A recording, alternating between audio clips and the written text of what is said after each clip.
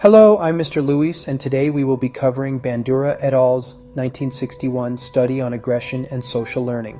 This study explores how children learn aggression by observing others and how this behavior is influenced by the model they watch.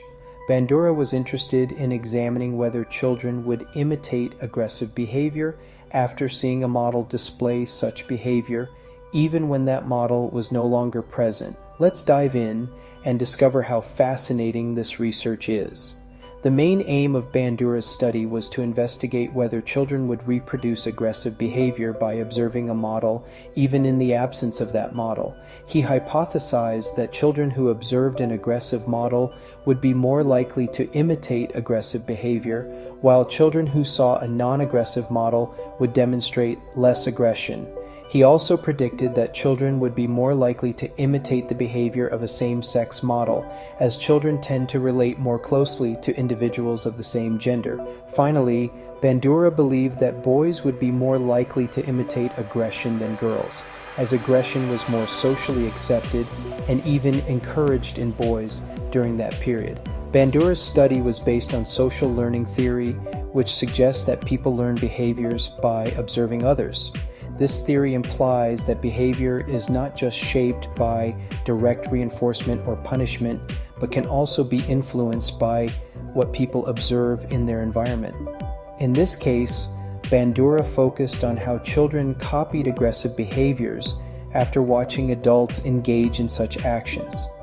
Previous research had shown that children often imitate behaviors they observe, but Bandura wanted to test whether children would imitate aggression specifically and how this might vary depending on whether the model was aggressive or non-aggressive. He also considered how gender played a role, believing that societal expectations and rewards for certain behaviors might affect which behaviors children choose to imitate.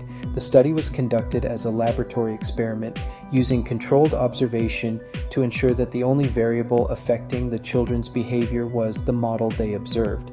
A total of 72 children aged 3 to 6 participated in the study. The children were divided into 3 groups, one that observed an aggressive model, one that observed a non-aggressive model, and one control group that saw no model. Bandura also considered the sex of the model, dividing the children into groups based on whether they watched a male or female model, as well as whether the model's behavior was aggressive or non-aggressive. In the experimental setup, children were placed in a play area where they observed an adult model interacting with a Bobo doll, an inflatable clown-like doll that bounces back when hit. The aggressive model physically attacked the Bobo doll, punching, kicking, and hitting it with a mallet, while the non-aggressive model played calmly with other toys. After observing the models, the children were left in the same room with the Bobo doll and other toys to see whether they would imitate the behaviors they had witnessed. The results of the study clearly supported Bandura's hypotheses. Children who had observed the aggressive model were significantly more likely to imitate aggressive behavior both physically and verbally.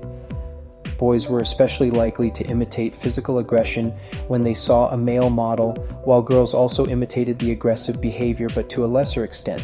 Children who saw a non-aggressive model were less likely to engage in aggressive behaviors and spent more time playing non-aggressively with dolls or coloring. One important finding from the study was that children were more likely to imitate same-sex models. Boys in particular imitated the aggressive behavior of male models, while girls were more likely to copy female models. This suggests that children learn more readily from those of the same sex, reinforcing the idea that gender plays a significant role in social learning. The study also raised important issues for debate. On the one hand, it supported the idea that aggression could be learned through observation, highlighting the role of external influences in shaping children's behavior. This contributed to the nature versus nurture debate, suggesting that while some behaviors may be biologically driven, others, like aggression, could be learned through social interactions.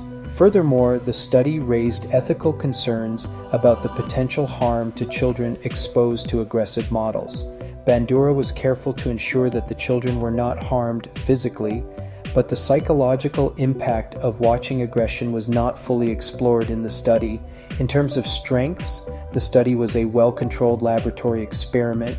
The researchers were able to control variables such as the model's behavior and the children's exposure to it, ensuring that any differences in behavior could be attributed to the model's influence.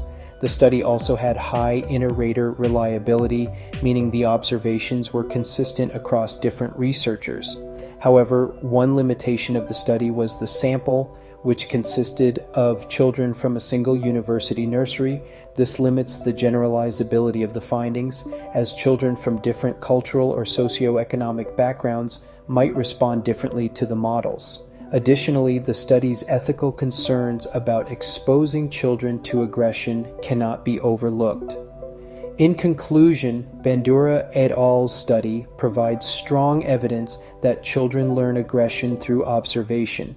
The results suggest that children are more likely to imitate aggressive behavior when they observe an aggressive model, and that this behavior is influenced by factors such as the sex of the model and the child's gender.